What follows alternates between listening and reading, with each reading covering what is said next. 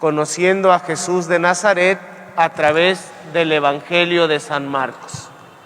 Como lo dice este autor, Alessandro Pronsato, un cristiano comienza a leer el Evangelio de Marcos. Son 3 tomos, pero nosotros vamos a hacer nomás unas cuantas catequesis que nos ayuden a profundizar en el conocimiento de las Sagradas Escrituras. Vamos a iniciar invocando al Espíritu Santo. En nombre del Padre, del Hijo y del Espíritu Santo. Amén.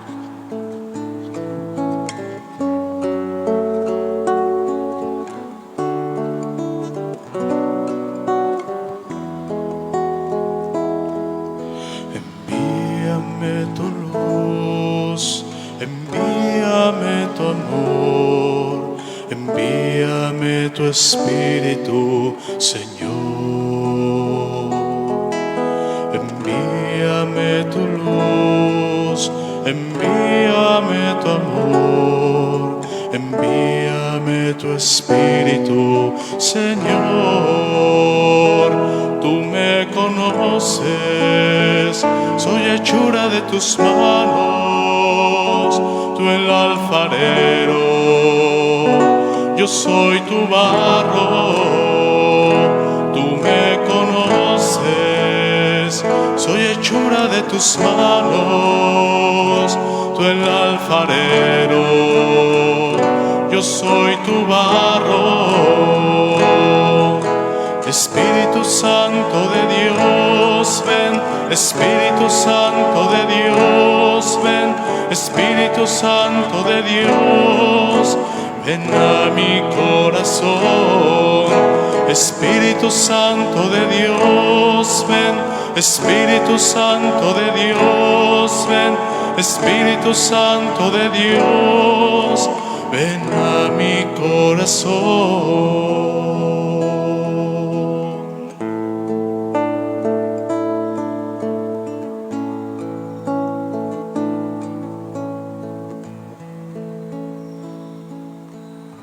Padre Santo, te pedimos derrames tu Espíritu Santo sobre nosotros. Concédenos la gracia de poder conocer tu voluntad a través de la persona de nuestro Señor Jesucristo. Que este Evangelio de San Marcos nos ayude a crecer en fe, en esperanza, pero sobre todo en amor a ti, en amor a Cristo, al Espíritu Santo, en amor a la Iglesia, en amor a nuestros hermanos. Que todo lo que hagamos corresponda al deseo de querer construir el reino de los cielos. Te lo pedimos a ti que vives y reinas por los siglos de los siglos. San Marcos Evangelista, ruega por nosotros. En el nombre del Padre, del Hijo y del Espíritu Santo. Amén. Pueden tomar asiento. Antes de comenzar esta catequesis, quisiera que se movieran en la libertad. Si tuvieran alguna duda, pues que vayan preguntando. No es una clase, es un diálogo, con la única intención, conocer a Jesús de Nazaret. El Evangelio de San Marcos nos va a servir como ruta, es la guía, es la manera de entrar en este proceso de conocimiento. Cuando nosotros tenemos claridad del camino que seguimos, sabemos que no nos vamos a perder, que no nos vamos a distraer, porque el camino trazado, a menos que haya un imprevisto, nos hace llegar seguros a la meta. Y aquí no tenemos imprevistos, aquí tenemos segura nuestra meta, es Jesús de Nazaret. Pero lo vamos a hacer con los lentes del evangelista San Marcos. Por eso, como diálogo, si ustedes tienen alguna duda, alguna pregunta, alguna cuestión, pues pueden ustedes levantar la mano y tranquilamente responderé a sus inquietudes.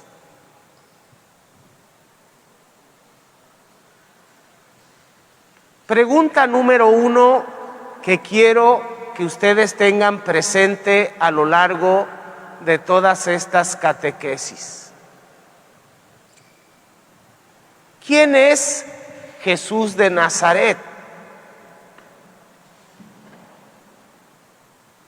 ¿Quién es este Jesús? Es la pregunta que va a marcar nuestra ruta, porque el Evangelio no es otra cosa más que la buena noticia que habla acerca de nuestro Señor Jesucristo. Por eso esta pregunta es importante, porque lo que vamos a meditar es precisamente la experiencia de un hombre que fue testigo de la vida de Jesús de Nazaret. Los 4 evangelios responden a esta pregunta. Jesús de Nazaret es el Hijo de Dios vivo, el Mesías. De hecho, así comienza el Evangelio de San Marcos. Si ustedes traen su Biblia, pueden abrirla. Evangelio de San Marcos, capítulo 1, versículo 1. ¿Cómo dice? Si alguien quiere leer, si trae su Biblia y diga para constatar esto que les estoy diciendo. San Marcos, capítulo 1, versículo 1. ¿Qué dice?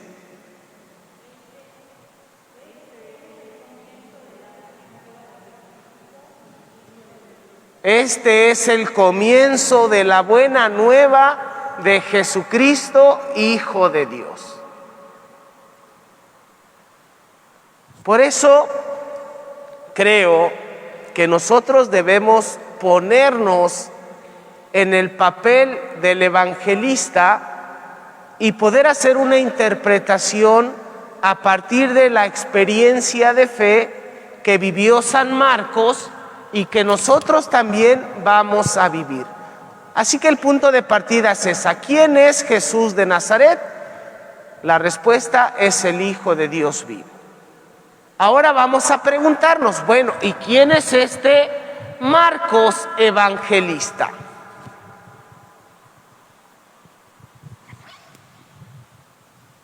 Poco sabemos con certeza de quién es San Marcos, y cuando nosotros revisamos las Escrituras nos quedan más dudas que certezas. Pero vamos a hacer el intento de conocerlo.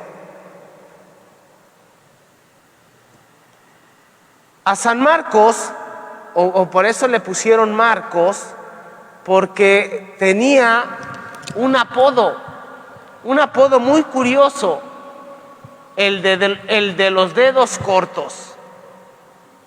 De ahí viene, Marcos es el de los dedos cortos.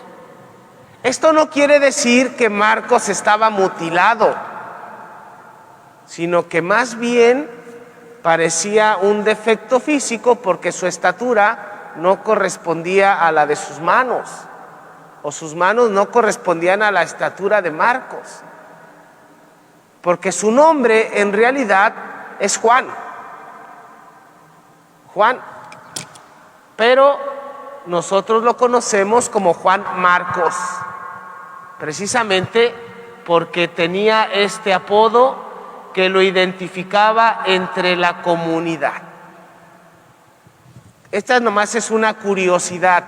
Ya de entrada sabemos que al evangelista le habían dado un nombre muy característico, muy familiar. Era alguien que seguramente contaba con el aprecio de la comunidad. Porque cuando alguien nos pone un apodo, o es para molestarnos, o es porque nos quieren. Pero en este caso, yo creo que Juan Marcos contaba con la estima de la comunidad, como lo vamos a ir viendo poco a poquito. La opinión más acreditada y más difundida señala al autor del Evangelio en aquel Juan Marcos del que hablan los Hechos de los Apóstoles.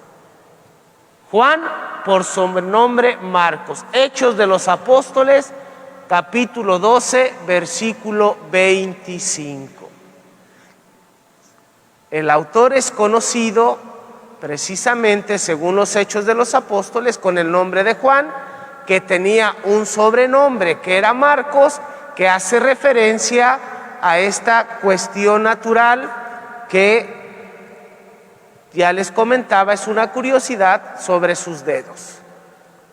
Pero su madre es María, una mujer viuda que seguramente trató a nuestro Señor Jesucristo, alguien que tuvo relación con la comunidad apostólica, que conocía perfectamente a Pedro, porque Pedro, cuando sale de la cárcel, acuérdense que lo meten a la cárcel los del Sanedrín, lo primero que hace es dirigirse a la casa de María. Hay una estrecha relación, hay un vínculo. Aunque Marcos debió haber sido un niño en ese tiempo, cuando Jesús predicaba el Evangelio, sin embargo, pudo constatar esta relación de su madre, María, viuda, que había puesto sus bienes al servicio de la iglesia, en esta relación íntima con los apóstoles. O sea, estamos hablando de que Marcos creció escuchando a Jesús de Nazaret. No fue apóstol, fue discípulo de los apóstoles, como lo vamos a ver ahorita, de Pedro y de Pablo. Pero sí pudo escuchar seguramente a Jesús de Nazaret. Es un testigo de primera mano. Habla de una experiencia muy fuerte que tuvo el evangelista. Por eso, si ustedes comparan el Evangelio de Mateo y el Evangelio de San Lucas, tienen como fuente el Evangelio de San Marcos. Siguen el mismo esquema. Curiosamente, simplemente lo enriquecen con otras experiencias, pero el esquema es el mismo. Por eso se les llama evangelios sinópticos, porque tienen el mismo esquema de predicación de la vida de nuestro Señor Jesucristo. Lo que significa que San Marcos debió haber sido una persona muy capaz al narrar la experiencia de nuestro Señor Jesucristo. Debió haber dejado una influencia muy grande. Fue el lugar donde Jesús celebró la última Pascua. La última cena fue en el diván de la casa de Marcos precisamente. Pero también fue el cenáculo. Ahí es donde se reunían los apóstoles. Antes de Pentecostés, ahí se encontraban. ¿Se acuerdan que dice el Evangelio de San Juan que estaban reunidos a puerta cerrada y que Jesús se apareció delante de ellos? Bueno, se cree que era la casa de Juan Marcos. Esa es la hipótesis. No lo sabemos a ciencia cierta, pero seguramente que si Pedro iba y se refugiaba ahí, es porque aconteció algo importante. Entonces, no estamos hablando de alguien que escribió, dicen, escuché, no, sino alguien que vivió la experiencia de nuestro Señor Jesucristo.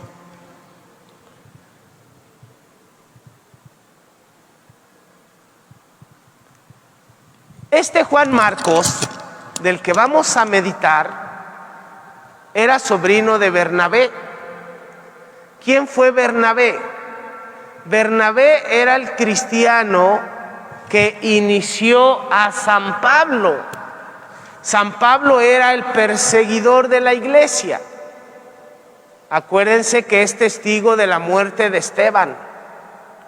San Pablo era un judío que aventajaba a muchos en el cumplimiento de la ley.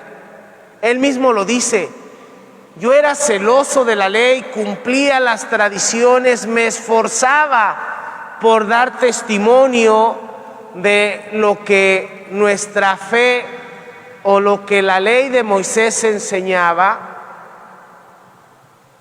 pero la experiencia de Pablo ante la muerte de Esteban le mete en una crisis profunda, porque Pablo se siente muerto. Incluso lo va a decir: la ley esclaviza, pero el Espíritu libera. Es la experiencia de Pablo. Este Pablo, que en Tarso tiene la experiencia de Cristo, y se acuerdan que Ananías fue y lo bautizó, y entonces Pablo empieza su proceso de conversión, sus pláticas, su catecismo. Bueno, ¿quién fue su catequista de Pablo? Fue Bernabé, en pocas palabras. Y Bernabé es tío de Marcos. Entonces, mientras Pablo y Bernabé andan de misiones, Juan Marcos les acompaña. Parece ser que se desenvolvía en tareas administrativas. Era como el que administraba los recursos, quien preparaba las cuestiones ahí de las catequesis de Pablo. Siempre los estaban acompañando. Pero hubo un problema, porque en una de esas misiones seguramente hubo un conato de violencia, al grado que yo creo que querían matar a Pablo, porque Marcos entra en pánico, que ya no quiere ir a la misión con Pablo y se regresa. Esto sucedió en Panfilia. Y creo que allí en Panfilia fue cuando apedrearon a Pablo. ¿Qué provocó esta situación? Que Pablo y Bernabé se separaran. Y al mismo tiempo que Pablo se enojara con Pedro. Porque ¿a quién creen que fue a seguir Marcos después de separarse de Pablo? A Pedro. Y en una de las cartas Pedro dice: mi hijo Marcos, al que engendré en la fe. Así como Pablo también va a decir: te envío a mi hijo Silas, a quien engendré en la fe. Así también Pedro va a decir: Marcos, mi hijo en la fe. Para que vean que la experiencia humana que vamos viviendo se ve iluminada con la experiencia de la fe. Por eso el Evangelio es expresión de vida. No es una cuestión teórica, no son principios, no es una hipótesis. Es algo que brota de una experiencia de encuentro. Por eso la pregunta es: ¿quién es este Jesús de Nazaret que es capaz de encontrarse con la humanidad? Porque no cabe duda que hablar del enojo, que hablar de los conflictos que suscitan este tipo de cosas, es nuestra experiencia humana. ¿Quién de nosotros no se ha enojado? ¿Quién de nosotros no le ha dejado de hablar a alguien simplemente por algún hecho bien intencionado o mal intencionado? Es nuestra experiencia humana. En casa, entre hermanos, es nuestra experiencia. Nos dejamos de hablar.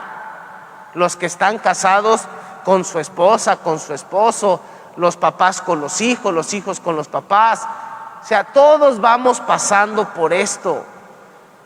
Siempre que hay un malentendido, hay un distanciamiento. Pero ¿qué tiene que ver Jesús con todo esto?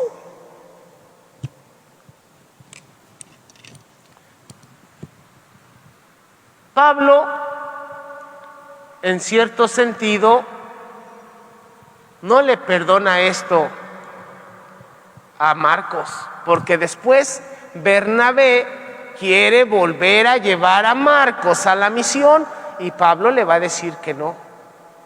¿Cómo puedes llevar a ese que nos traicionó, que nos abandonó en plena misión? Pero después se va a reconciliar, porque cuando nuevamente Pablo quiere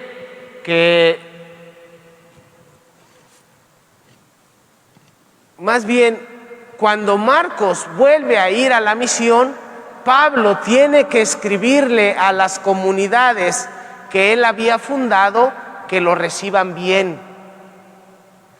Porque como pasa en todos lados, ¿cómo es que le hiciste esto a nuestro Padre querido?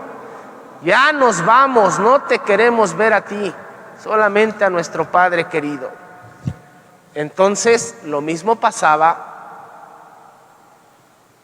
Si Marcos había abandonado a Pablo, las comunidades pues estaban enojadas con Pablo, con Marcos. Entonces, no lo recibían. Suele suceder. Nuevamente la cuestión humana. ¿Cómo entender el Evangelio de Jesucristo en esta experiencia donde sale la ira, donde surge la envidia, donde se manifiesta el pecado? ¿Cómo el Evangelio está enlazado con esta realidad humana que es nuestro pecado? Por eso, en Hechos de los Apóstoles aparece este reclamo, donde Pablo le dice a Bernabé: no debes llevar a Marcos, quien se ha separado de nosotros. No lo debes llevar. Y Bernabé rompe con Pablo. Ahí es donde se separan el maestro y el discípulo. Pues siempre gana la sangre, ¿no? Pues si es mi familia, pues tengo que darle la cara a mi familia, pues ¿cómo? Es una realidad humana. Pero este es Marcos, el que provocó un conflicto entre Pablo y Bernabé, entre Pablo y Pedro. Y seguramente Bernabé ha de haber dicho: ¿para qué lo presenté a los apóstoles? ¿Para qué le enseñé? Pero bueno, lo importante es que después se reconcilian.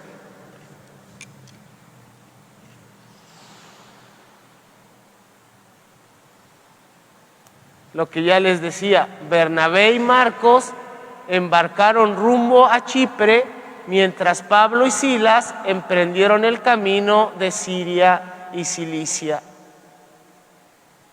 Esto aparece en la carta a los Colosenses capítulo 4, versículo 10, donde se reconcilia ya con Marcos y le pide a la comunidad que lo reciban. Señalo todo esto porque esta experiencia a veces dentro de las comunidades termina por destruir el trabajo del Evangelio. Pero en Marcos, esta experiencia le hizo el poder entrar a profundidad en el Evangelio. En lugar de apartarse, de renunciar a la fe, de decir ya no quiero saber nada, Marcos se hace discípulo de Pedro y esta experiencia de Pedro y Pablo está reflejada en su Evangelio. Por eso Lucas describe todo esto en el libro de los Hechos de los Apóstoles, para que nosotros nos hagamos una idea de que no siempre por el hecho de estar cerca de Dios, nuestra humanidad desaparece, sino al contrario, entre más cerca de Dios estamos, más fluye nuestra humanidad, porque precisamente lo que Dios pretende es que nuestra humanidad sea dignificada con la presencia de Cristo y que nuestras intenciones se vayan purificando. Por eso este camino nos hace pensar en nuestra propia vida. ¿Cuál ha sido mi experiencia de Dios? ¿De qué manera yo voy dejando que Cristo toque mi humanidad? A veces me llama la atención nuestros argumentos. No sé si alguien de ustedes ha escuchado algunos del por qué no van al gimnasio. Y la respuesta es, primero voy a hacer condición y después voy al gimnasio. Es decir, no quiero quedar en vergüenza, primero me preparo y cuando ya pueda, entonces me acerco a hacer ejercicio. Una cuestión de imagen media tonta. Lo mismo pasa. ¿Por qué no me acerco a la iglesia? Porque primero tengo que ser bueno. Primero voy a hacer cosas buenas y ya después me acerco a Dios para poder vivir la fe. Pasa lo mismo. Si nunca me pongo en movimiento, siempre voy a estar estático. Si no comienzo a hacer ejercicio, nunca voy a tener condición. Y si no me acerco a Dios, nunca voy a hacer cosas buenas. Siempre nuestra humanidad está de frente a nuestra fe. Es que yo soy malo, es que yo tengo defectos, es que yo soy indigno, es que miles de pretextos. Pero cuando nosotros meditamos la vida de los apóstoles, y en este caso, ahorita que estamos viendo la vida de Juan Marcos, entendemos que Cristo lo único que hace es que nuestra humanidad fluya para que podamos crecer. Si nunca somos conscientes de nuestra realidad humana, ¿cómo podemos potenciarla? Si nunca me he enojado, ¿cómo voy a saber, pues, qué significa el enojo? Hay que tratar de conocernos precisamente en la presencia de Cristo. Y eso es lo que hace Marcos. Por eso yo creo que cuando se nos presentan estas cosas muy humanas, entendemos que el Evangelio está dedicado a nosotros los humanos, no a los ángeles, no a los santos que son perfectos, a nosotros humanos que nos enfrentamos a diario con toda esta problemática de la emotividad y de los problemas que provocan las relaciones humanas. Por eso les decía, seguramente que las comunidades habían comprado el pleito. ¿Se acuerdan que en los mismos Hechos de los Apóstoles hay una discusión entre yo soy de Pedro, yo soy de Pablo, yo soy de Silas? ¿Se acuerdan que hay un conflicto? Bueno, era por esto. Había un celo por las comunidades que cada apóstol iba fundando. Bueno, esto, si nosotros hacemos una interpretación del pasaje cuando Jesús habla de la cruz y los discípulos van discutiendo quién es el primero y el más importante de todos, está reflejado aquí. Yo soy de Pablo y Marcos es un desertor, es un traidor, y por lo tanto no podemos recibirlo. Yo soy de Pedro, Pedro es la cabeza de la iglesia. Yo soy de Juan, Santiago tiene su grupo.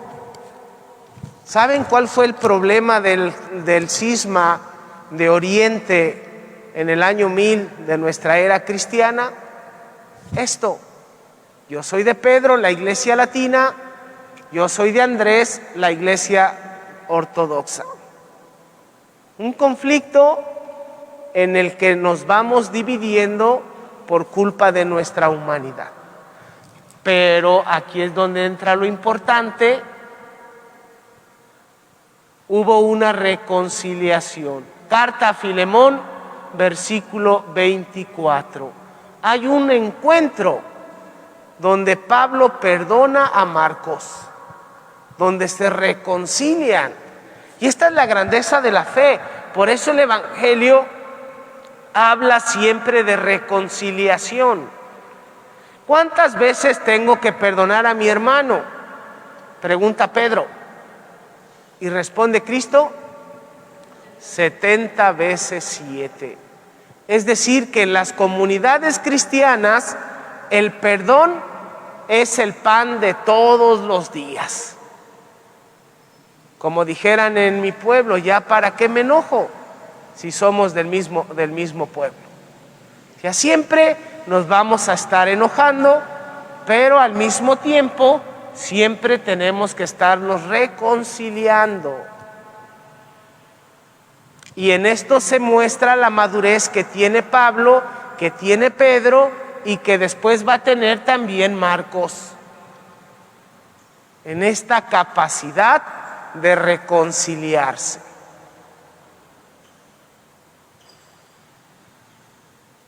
Yo creo, queridos hermanos, hermanas, que es importante el que nosotros podamos entender nuestra vida a la luz de Cristo y cómo Cristo nos va llevando de una humanidad sin Dios a una humanidad con Dios. No es lo mismo que en la humanidad sin Dios, ojo por ojo y diente por diente, es decir, lo que tú me haces que se te multiplique en dolor y sufrimiento, a una humanidad reconciliada con Dios. Es decir, sí me enoja, sí me entristece, sí sufro, pero te perdono. Hay una gran diferencia entre odiar a los enemigos y amar a los enemigos. De esto habla el Evangelio, de esta experiencia en la que Cristo nos hace pasar de la muerte a la vida, del pecado a la gracia. Y San Marcos es ejemplo de esa transformación, de cómo su humanidad se fue enriqueciendo con la experiencia de Pedro y de Pablo, y cómo esta experiencia hizo que Marcos pusiera por escrito la vida de Jesús. Solo quien tiene a Jesús es capaz de reconciliar, de construir, de unir. Por eso en la carta a Timoteo, en la segunda carta a Timoteo, capítulo 4, versículos 11, va a decir Pablo: toma a Marcos y tráele contigo, pues me es muy útil para el ministerio. Después de que se enojó, después de que se pelearon, Pablo vuelve a decirle a Marcos: ven a ayudarme, te necesito en el ministerio de la predicación. Ahora entienden por qué aquí esto que es importante para Pablo, que es el ministerio. ¿Cuál es el ministerio de Pablo? La predicación. Está contenida en el Evangelio. Esto que nosotros meditamos hoy es la predicación de los apóstoles. No es una invención. No se le ocurrió a alguien, como decía Nietzsche a propósito de la crítica que le hace a San Pablo, de que él echó a perder el cristianismo. No, porque lo que nosotros tenemos es experiencia de vida, no son ideas, no es una estructura política, no es una cuestión moral, es el seguimiento de aquel a quien nosotros llamamos Jesús de Nazaret, el Hijo de Dios vivo. Y esta es la riqueza que durante 2000 años se ha transmitido, se nos ha dado a nosotros para poder profesar la fe. Por eso yo estoy convencido de que la fe jamás va a ser imposición. Por mucha espada, por mucho que te obliguen, si tú no aceptas algo, no lo vas a aceptar nunca. Aunque de apariencia tú actúes.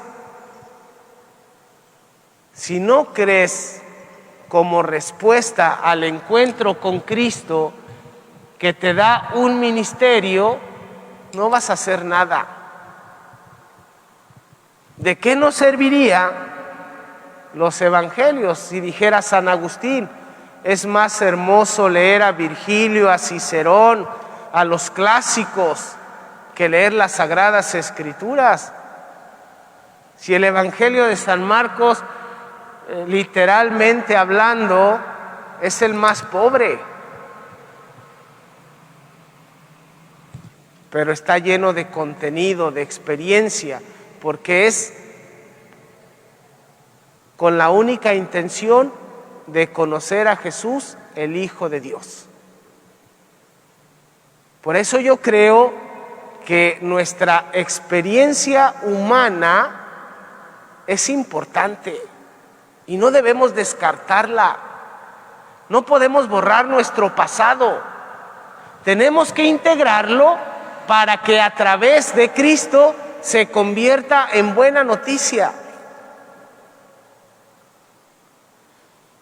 A mí me da risa cuando de repente por ahí este argumento, incluso ya lo han hecho memes y hasta muchas cosas, ¿no? Pero de que los protestantes dicen, ¿no? Yo cuando era católico era borracho, era mujeriego, le pegaba a mi esposa, todavía lo hacen. Lo que haces, ya lo dijo el refrán, el perro que es huevero, aunque le quemen el hocico. O sea, la experiencia que haces una vez, la repites toda la vida. Y no por ser católico, porque nunca fuiste católico, porque el día en que tu pecado se encuentra con Cristo, se transforma en gracia. Esa es la vida de los santos. Piensen en un santo y van a conocer su historia de pecado. Tuvo un antes y un después. Por eso no podemos dejarnos engañar. Si no ha habido un encuentro con Cristo, tampoco hay fe. Si hay un encuentro con Cristo, hay fe, porque hay historia de salvación. Por eso es evangelio, es buena noticia.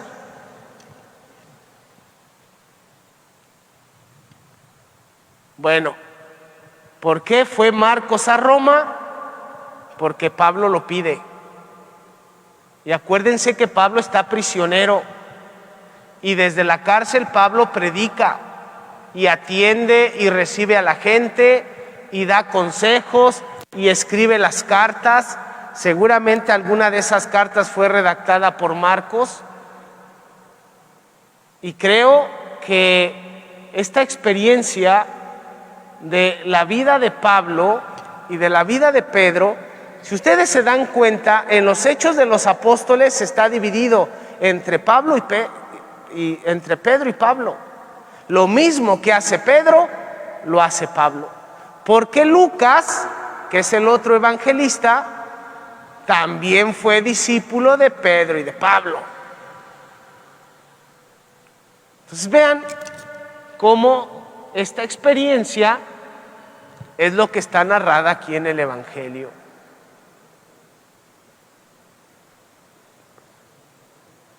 Las predicaciones Marcos las hace Escritura. Entonces, segunda cosa que yo quiero que tomen en cuenta. ¿Quién es Jesús de Nazaret? Lo vamos a descubrir a través de la vida de Marcos y de su Evangelio. Pero, ¿de qué manera Jesús de Nazaret hace de mi vida Evangelio? Segunda cosa que yo quiero que ustedes no pierdan de vista. ¿De qué manera esta experiencia de Cristo hace de mi vida Evangelio? No solamente es un estudio, no voy a conocer solamente quién es o qué hizo Jesús de Nazaret, sino voy a descubrir cómo Jesús de Nazaret escribe conmigo un evangelio, una buena noticia. Y aquí es donde nosotros debemos abrirnos y ser dóciles al Espíritu Santo, que a través del Evangelio de San Marcos presenta todo un proyecto de vida para nosotros. ¿Estoy dispuesto a vivir este proyecto? ¿O qué es lo que me mueve a mí para estar aquí escuchando esta catequesis?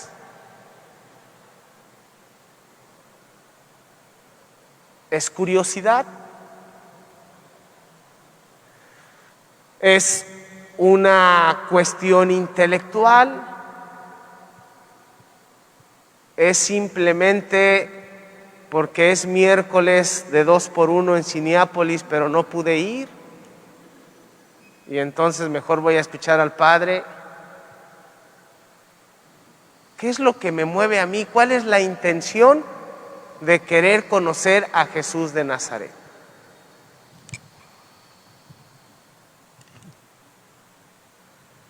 Y bueno, lo que yo les decía, el haber sido discípulo de Pablo no impidió que fuera discípulo de Pedro. Por eso les decía, en la primera carta de Pedro, capítulo 5, versículo 13, dice Pedro: lo saluda también mi hijo Marcos. Pedro se atreve a decir: yo lo engendré en la fe. ¿Se acuerdan que Pablo le echa en cara a Pedro que por qué va con los paganos y simula que está con ellos, y cuando llegan los judíos los rechaza y los regaña? Bueno, después Pedro se desquita y le dice: ajá, tú corriste a Marcos, pero ahora él es mi hijo. Y entonces, en esta dinámica, después Pedro y Pablo pues se reconcilian también. Es la parte interesante de nuestra iglesia, porque habla de que todo esto es experiencia de vida, que no son cosas inventadas, ni son fantasías, ni que son extrañas a nosotros, o que son imposibles de vivir, sino hablan de que el Evangelio está pensado para nosotros, seres humanos, personas comunes y corrientes, que tenemos dudas, que tenemos inquietudes, que tenemos sueños, que muchas veces somos contrarios a Dios, pero que lo único que anhelamos es querer ser felices y alcanzar la gracia de Dios. ¿Qué es lo único que buscamos? No buscamos otra cosa, porque no nos interesa. Solamente nos interesa amar a Dios con toda nuestra mente, con todo nuestro corazón, con todo lo que somos.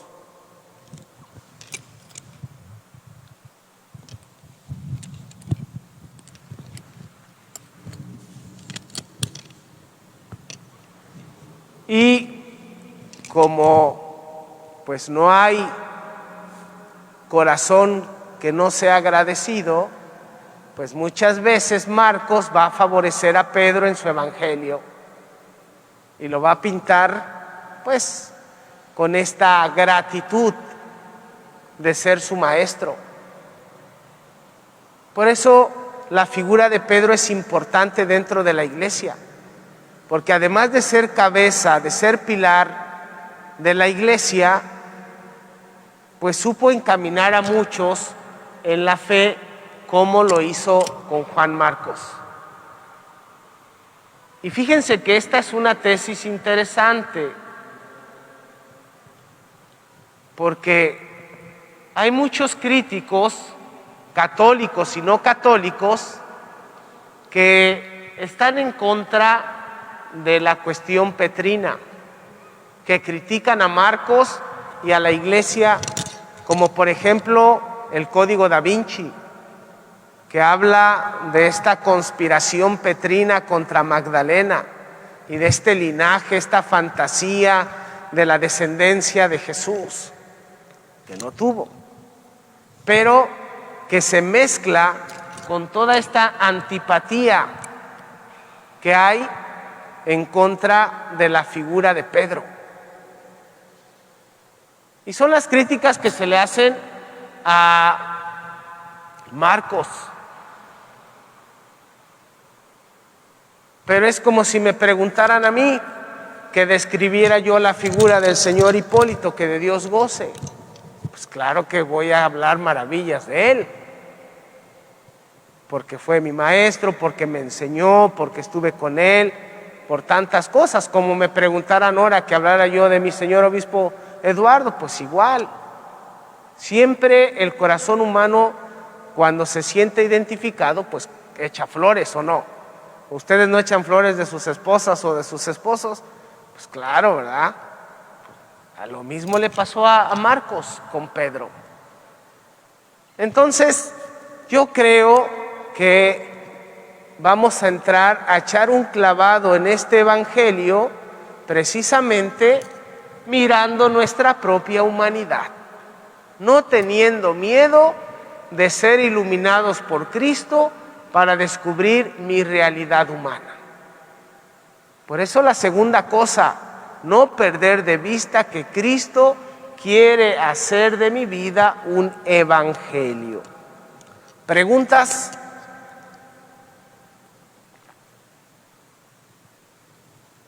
¿Dudas? Todavía no entramos al evangelio, apenas estamos en el contexto.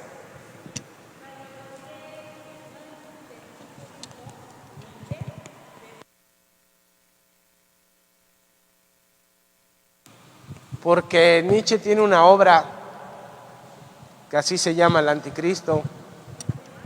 El Anticristo. Nietzsche no quería a los judíos. Por eso es como el que su filosofía está de base en el nazismo. Entonces veía como quien corrompió a la iglesia, ¿sí? No como quien fue un pilar. Pero eso era su interpretación, porque recuerden que él promueve precisamente un ateísmo para poder promover una humanidad sin Dios. que pueda estar por encima de la famosa teoría del superhombre. Entonces, para que el superhombre pueda surgir, tiene que quitar toda la cuestión moral, y la cuestión moral está sometida a la fe. Y entonces viene toda esta lucha contra la cuestión eclesial, pero no contra la iglesia en sí misma, sino toma esta lucha contra Pablo. Porque Nietzsche curiosamente ve en Cristo al superhombre, y es el único que ha logrado estar por encima de todo. Entonces hay que llegar a ser como Cristo, quitar todo, para poder estar en una humanidad superior, que después será el fundamento de la raza aria, que realmente no hay una raza pura, eso es imposible. Tendría que no haber humanidad. Si no hay evolución, hay muerte. Pero bueno, esa es filosofía. Pero esa es la idea. Por eso es que Nietzsche critica a Pablo. Porque Pablo es el que pone toda esta cuestión del bien, de la moral, de sufrir la injusticia antes que cometerla. Acuérdense que son sus principios, son los principios paulinos. Entonces, si hay una moral que te somete, pues hay que eliminarla. Esa es la cuestión. Por eso dice, Pablo corrompió el cristianismo.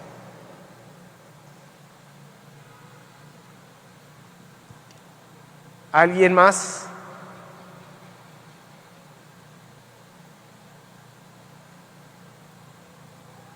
Pregunten sin miedo, no tengan miedo de preguntar. No importa si hablan de sus pecados, no vamos a escuchar.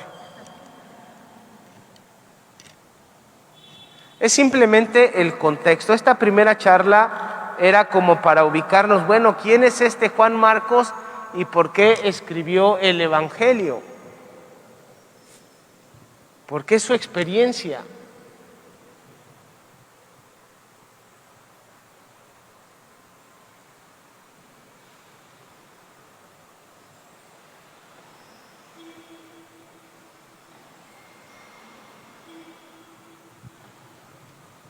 Bueno, continuando, pues hay muchas teorías que critican el Evangelio de Marcos, en el sentido de que si los detalles acerca de Pedro hacen atentar contra la reputación del príncipe de los apóstoles, o que si el príncipe de los apóstoles tuvo muchos detalles humanos y por lo tanto no debía haber sido el príncipe, utilizando este concepto que más bien es la cabeza de la iglesia.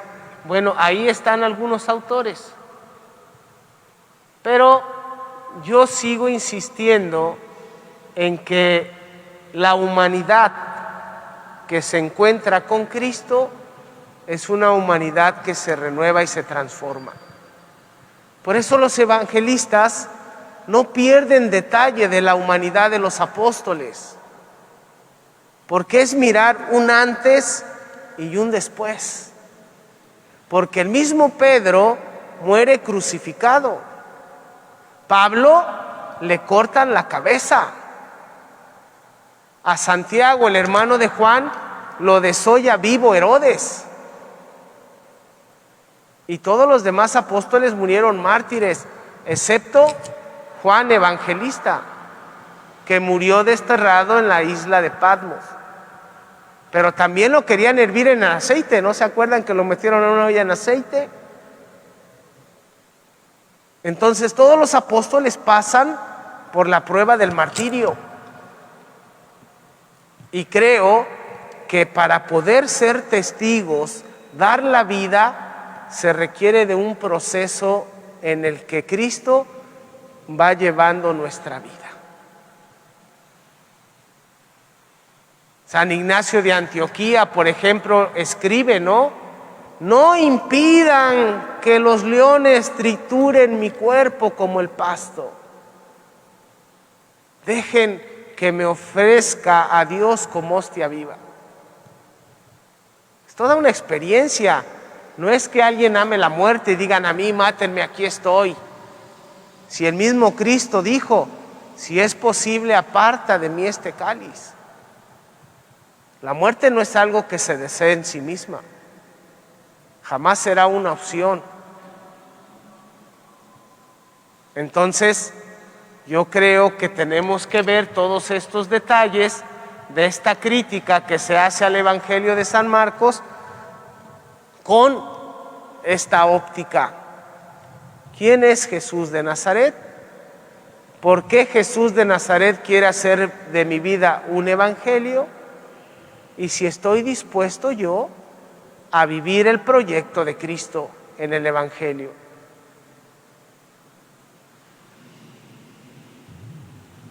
Yo sé que no es fácil, créanme, tuve que pasar por esta respuesta. Así como los novios lloran una noche antes de casarse, diciéndole, ¿estaré haciendo lo correcto? ¿Será la indicada? ¿Será el indicado? Lo mismo los padres. ¿Será mi respuesta? ¿Será lo mejor? ¿Es lo que quiero? ¿Es lo que quiere Dios? Bueno, lo vamos a descubrir en el Evangelio de Marcos. ¿Preguntas? ¿No? ¿Ninguna? Bueno, ya casi terminamos. Marcos tiene problemas con Pablo,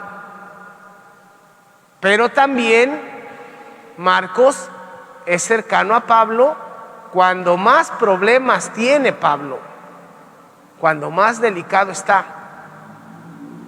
Y esto habla de una cualidad que es precisamente la caridad. Y fíjense, la diferencia entre vivir nuestros pecados y vivir nuestros pecados en la gracia de Dios es la caridad.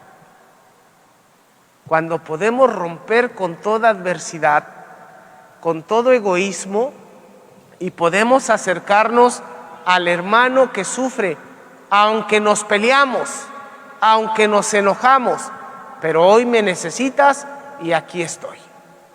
Aunque no me hables, aunque no me perdones, pero tú me necesitas y aquí estoy. Y eso es lo que hace Marcos con Pablo. Comparte algunas ideas, pero también toma su distancia. No podemos hablar de Marcos si no tenemos en cuenta que fue discípulo de Pablo y de Pedro.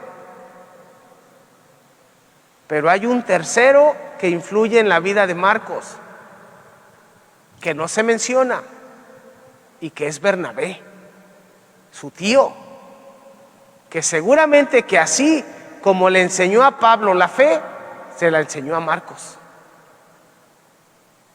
Entonces, no debemos de perder de vista a Bernabé y por supuesto a su mamá, quien era la mujer de fe, quien abrió la casa a Jesús y a los apóstoles. ¿Quién fue? María, su mamá. Entonces María, Bernabé, Pedro y Pablo son quienes enseñan a Marcos a creer en Cristo Jesús. Cuán importante es que nosotros podamos distinguir a las personas que están a nuestro alrededor en el proceso de nuestra fe. Por ejemplo, yo recuerdo mucho a mi catequista, ya es una señora muy grande, que fue la que nos enseñó a vivir la fe en el pueblo. Y ella es mamá también de un padre. Y no solamente a mí, ya somos como 5 padres en el pueblo, de los cuales por lo menos 3 sí pasamos por el catecismo con ella. Y así podemos identificar nosotros a personas que nos han ido enseñando, que nos han transmitido la fe, que han sido piezas claves a lo mejor un catequista, a lo mejor un compañero, a lo mejor un amigo, a lo mejor un padre, a lo mejor escuché por ahí algo y me llamó la atención y entonces me quedé. Como me acuerdo cuando estaba yo en la prepa y íbamos pasando un amigo y yo, y salió un seminarista en el pueblo, había un retiro y dice el seminarista: pásenle, pásenle, aquí adentro hay muchas mujeres y hay comida. Y bueno, nosotros entramos por la comida porque teníamos hambre y ni había mujeres ni había comida. Así que ya no sé si agradecerle o no, pero aquí estoy. Entonces, siempre hay personas que nos van llevando para poder vivir nuestra fe. Otra cosa importante que no quiero que pierdan de vista es que Marcos escribe su evangelio en griego. Pero lo curioso es que es un griego que se piensa en arameo. Se escribe en griego, pero no deja de pensar en su cultura, en su lengua. Es como cuando traducimos al inglés, pero en español. O cuando queremos hablar otra lengua. Cuando yo llegué a Roma hablaba el italiano en español, ¿no? El Papa habla italiano en español. O sea, piensa en su lengua materna, pero habla en otra lengua. Lo mismo le pasa a Marcos. Escribe en griego, piensa en arameo y se dirige a los paganos. Por eso es interesante, porque es una catequesis en la que Cristo verdaderamente aparece para iluminar nuestra experiencia de vida. ¿Cuál es la conclusión a la que llega el centurión cuando traspasan el corazón de Jesús? Lo vamos a ver en el Evangelio de San Marcos. ¿Qué es lo que dice? Verdaderamente este era el Hijo de Dios. ¿Qué dijo al principio Marcos? Evangelio de Jesucristo, Hijo de Dios. Vean la tesis al principio y la tesis al final. Por eso no hay que perder de vista lo que les estoy diciendo ahorita. Bueno, con esto concluimos para que la próxima vez traigan su Biblia, porque vamos a empezar a meditar paso a paso ya el Evangelio de Marcos y vamos a irlo aplicando a nuestra propia vida. Dentro de 8 días, no se lo pierdan. Evangelio de San Marcos. Un cristiano comienza a leer el Evangelio de Marcos. Y aquí me encontré otro librito, por si alguien lo quiere comprar, seguramente está en la librería. El camino abierto por Jesús, José Antonio Pagola. Este es un padre español. También vale la pena. Por si alguien dice: padre, es que yo a veces ya no puedo dormir en las madrugadas, me despierto y estar viendo el canal de ventas ya me aburrió. Bueno, empiece a leer este Evangelio de nuestro Señor Jesucristo. El camino abierto por Jesús, José Antonio Pagola. Son 4 tomos: Mateo, Lucas, Marcos y Juan. Así que lo pueden conseguir. Y por supuesto, la Biblia, leer el Evangelio de San Marcos. Tenemos mucha tarea por delante. ¿Preguntas? ¿Dudas? ¿Inquietudes? Todos los miércoles, mientras Dios nos preste vida y no nos lleve al cielo, sino desde el cielo predicaremos. ¿No? Sí.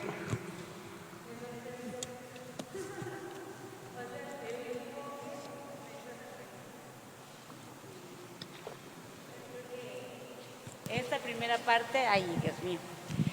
Esta primera parte, al menos en mi persona y tal vez para cosas que estamos viviendo en nuestra comunidad en este momento, llegan como una ayuda para que nosotros podamos ir discerniendo algunas situaciones, sobre todo que muchas veces como que queremos dejar de un lado nuestra humanidad, ¿no? Como hasta negarla, ¿no? Y pues no.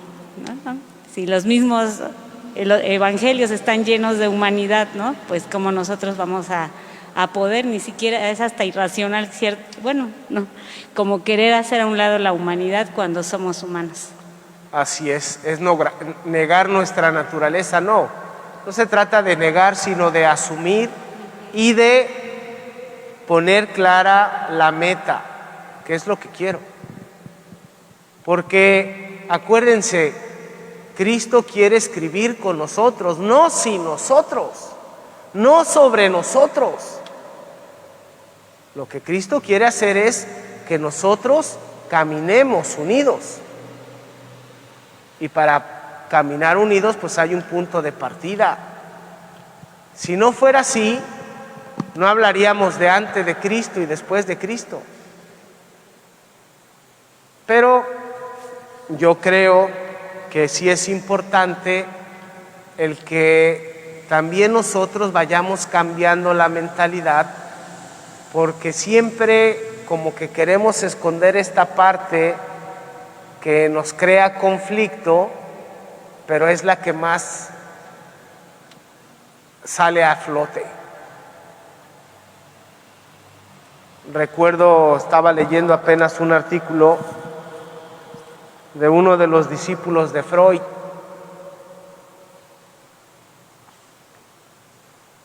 que hablaba precisamente de cómo la inconsciencia sale violentamente de nosotros porque está contenida en una pequeña raya que se llama conciencia. Mientras nosotros queremos ser conscientes, queremos contener todo aquello que no podemos controlar. Y ese es el problema. En lugar de asumir toda esta parte que está atrás de nosotros y de integrarla en nuestra vida para poder hacer un evangelio, es decir, para poder dar testimonio de lo que Dios realiza en mí, queremos callarlo, ocultarlo. Entonces, ¿cuál ha sido la experiencia?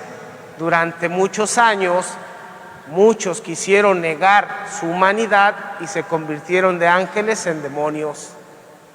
Y no queremos eso. Queremos pasar de demonios a ángeles. Es el proceso al revés.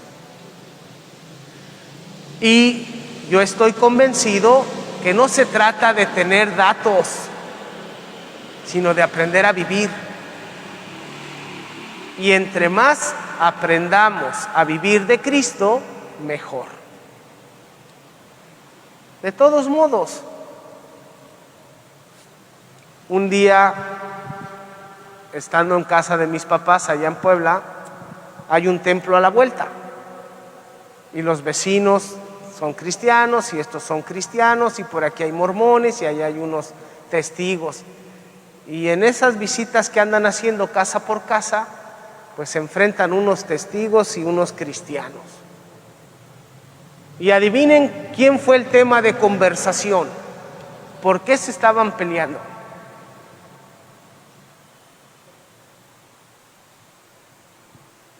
Por la Iglesia Católica. Estaban discutiendo por la Iglesia Católica, ambos que están separados de la Iglesia Católica. Y como yo estaba escuchando atento, así bien contento, emocionado, la señora, la vecina, cuando me vio, me dice: regáñalos, tú que sí sabes.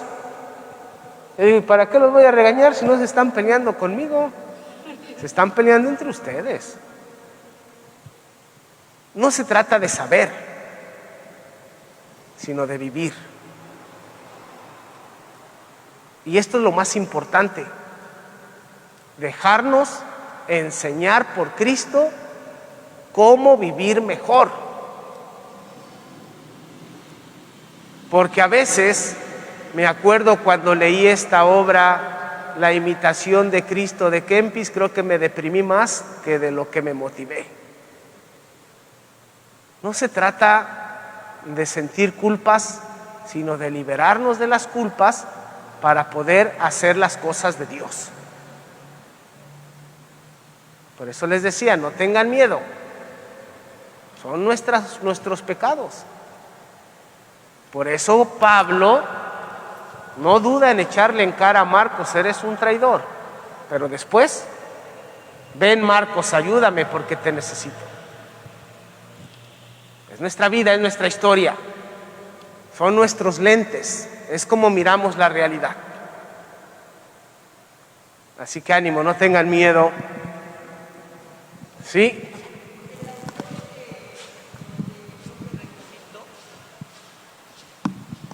El autor del libro que recomendó nos lo El podría autor del repetir, libro. por favor. El camino abierto por Jesús. El camino abierto por Jesús, José Antonio Pagola. José Antonio Pagola. Y un cristiano comienza a leer el Evangelio de Marcos.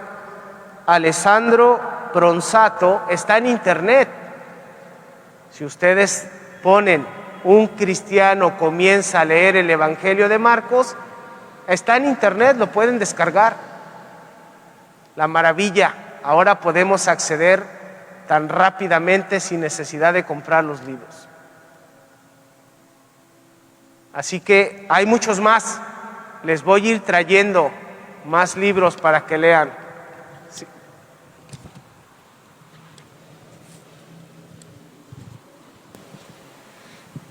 Hola, buenas noches, padre. Buenas noches. Ahorita que le estaba escuchando a usted su anécdota del encuentro contra los cristianos, yo tenía entendido, pero no sé si entendí bien, que cuando nos encontramos con hermanos protestantes, que digamos que es incorrecto dirigirse hacia ellos como cristianos o evangélicos, porque digamos que es como darle cierta dignidad, o así yo entendí, cuando sí conocen a Cristo pero no siguen a Cristo, y que entonces lo correcto es como referirse a ellos como protestantes o sectarios. Pero, no sé si entendí bien o es como falta de caridad mía, porque digo, en este camino que he empezado, de repente tengo conocidos o amigos que participan en esas iglesias. Entonces de repente yo, según yo, a mi entender, los trato de corregir de que no son cristianos ni son evangélicos, porque si fueran realmente cristianos o evangélicos asistirían a Eucaristía y bueno, todo lo que implica Sí. la verdadera iglesia.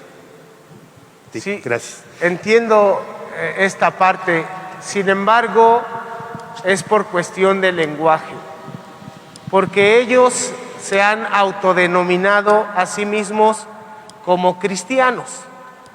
Nos han robado a nosotros el concepto y a nosotros nos catalogan con el concepto de católicos que nosotros mismos hemos acuñado. Pero en el momento en que profesamos a Cristo como el Señor, todos somos cristianos. Segundo, a Cristo solamente se le conoce en el Evangelio. También ellos se han adueñado del concepto evangélico. Es cierto, ni son cristianos ni siguen el Evangelio porque seguirían la doctrina de Cristo. Pero si les llamamos protestantes a secas, pues es una palabra muy discriminatoria. Tendríamos que encontrar un lenguaje, por eso lo hemos suavizado, hermanos separados, un poco romántico. No sé cuál sería la respuesta correcta en este sentido, pero sí creo que lo que tendríamos que practicar más sería la caridad, buscar más lo que nos une que lo que nos divide. Y tratar de entender que el proyecto de Dios no es para distinguirnos, Si ustedes se dan cuenta, el Papa Francisco utiliza mucho un concepto de iglesia, que es el de pueblo de Dios. El concepto pueblo de Dios no hace distinción entre jerarquía y laicos, sino hace referencia a todos como discípulos de nuestro Señor Jesucristo. Tenemos que romper ciertos esquemas que tienen que ver con autoridades. No sabría cuál sería el concepto correcto que tendríamos que utilizar con ellos, porque se me hace de ambas partes como una discriminación, tanto de ellos para nosotros, de nosotros para con ellos. Pero sí estoy convencido que lo único que puede unirnos es la caridad. Es la caridad. Entonces, difícil la respuesta a esta pregunta, porque tienes razón en ambas partes, pero tendríamos que pensar ahora en un nuevo lenguaje que favorezca la unidad. Y creo que es el proceso del Papa, la sinodalidad, el poder escucharnos para encontrar un nuevo lenguaje que nos identifique y que nos haga construir el reino de los cielos. Lo voy a investigar más por dónde va el Papa y para la próxima te daré una respuesta más acorde que podamos utilizar en el lenguaje pues con estos hermanos nuestros, porque al final de cuentas pues también son de Cristo y tenemos que tratar de integrarlos. Muy bien, preguntas difíciles ahora sí, como la de los niños en el lunes santo. ¿Alguien más? Si no, ya terminamos porque ya van a ser 9:30. Allá atrás, una última.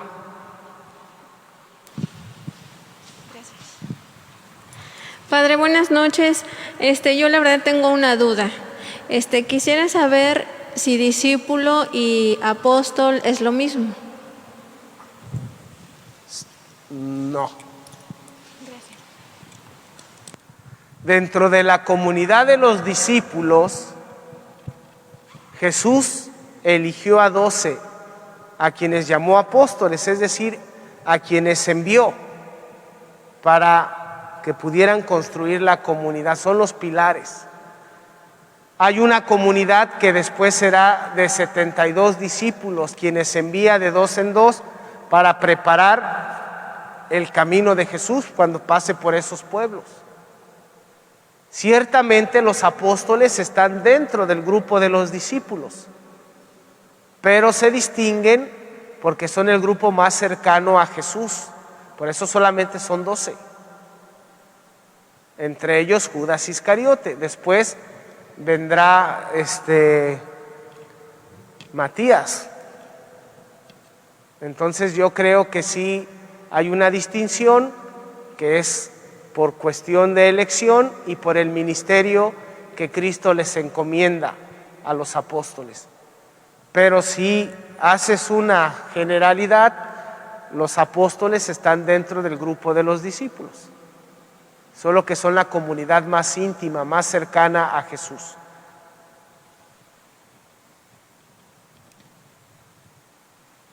Bueno, aquí por acá.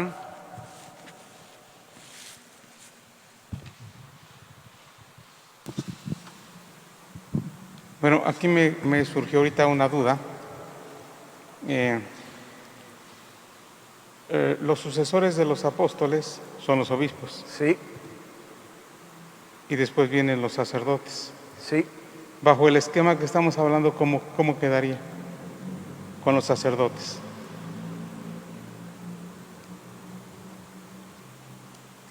Nosotros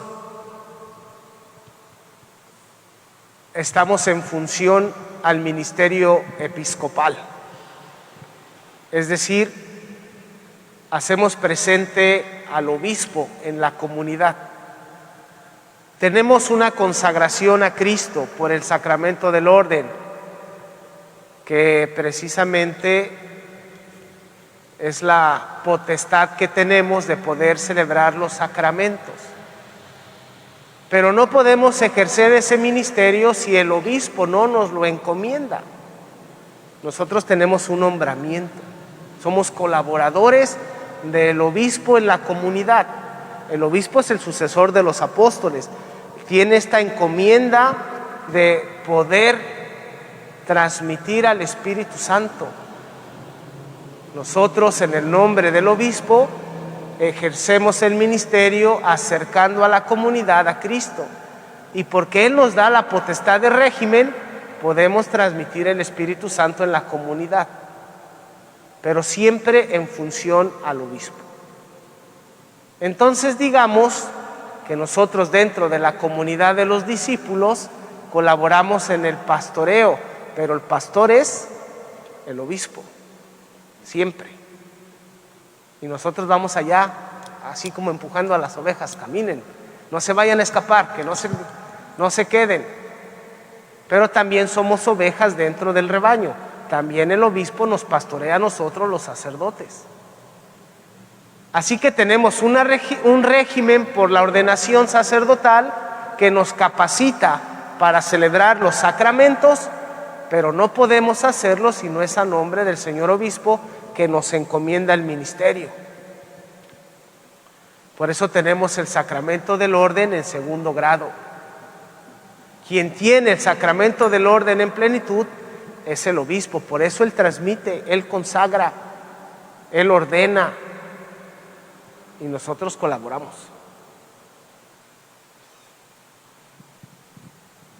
Creo que responde a una estructura ministerial más que a una estructura eclesial jerárquica.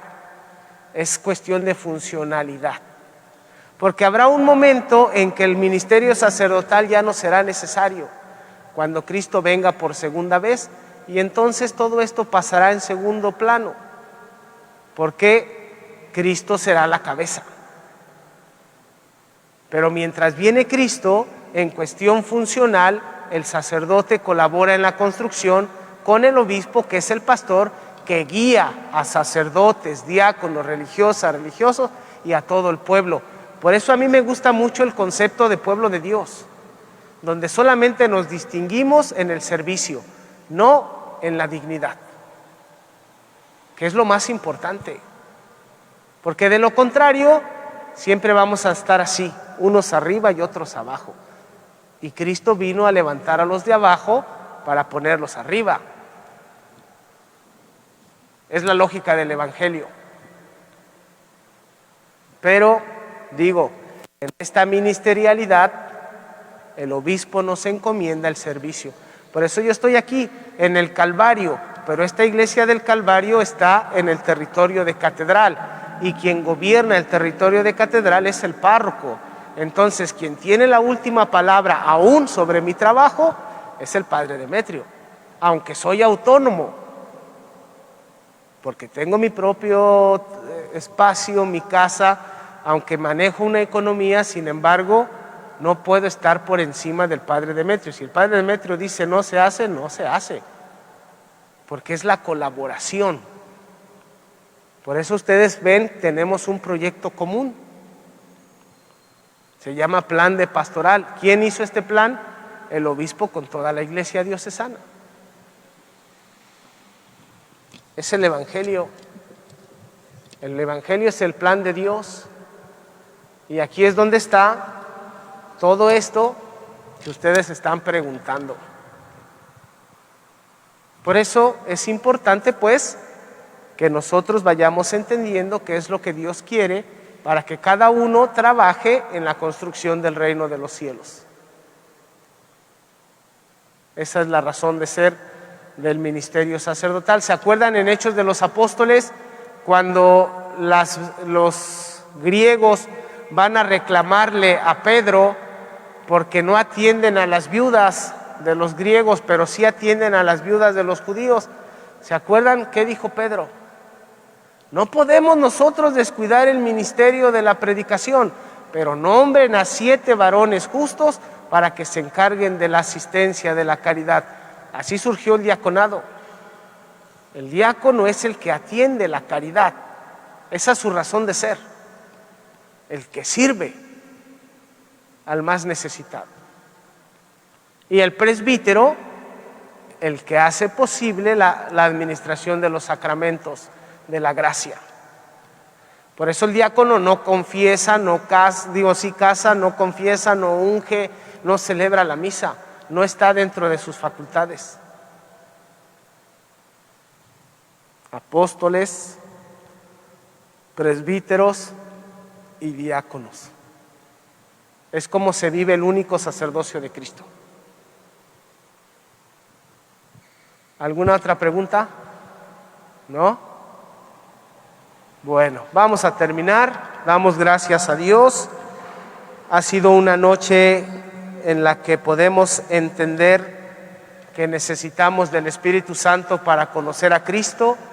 Le pedimos que nos llene de su misericordia, de su amor, para que podamos seguir perseverando en esta obra de nuestro Señor Jesucristo, que es la Iglesia.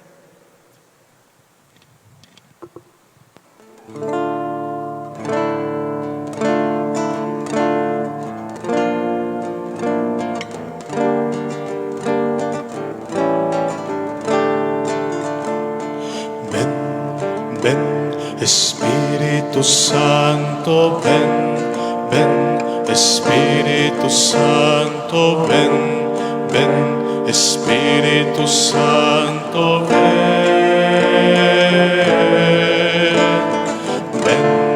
ven, Espíritu Santo, ven, ven, Espíritu Santo, ven, ven, Espíritu Santo, ven, lléname, lléname, lléname, lléname,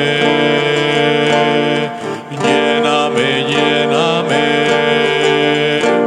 de ti, lléname, lléname. Lléname, lléname, lléname, lléname de ti.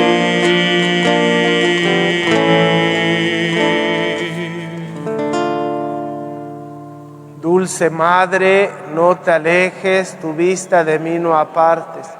Ven conmigo a todas partes y nunca solo me dejes. Ya que nos proteges tanto como verdadera Madre, haz que nos bendiga el Padre, el Hijo y el Espíritu Santo. Amén. Ave María Purísima.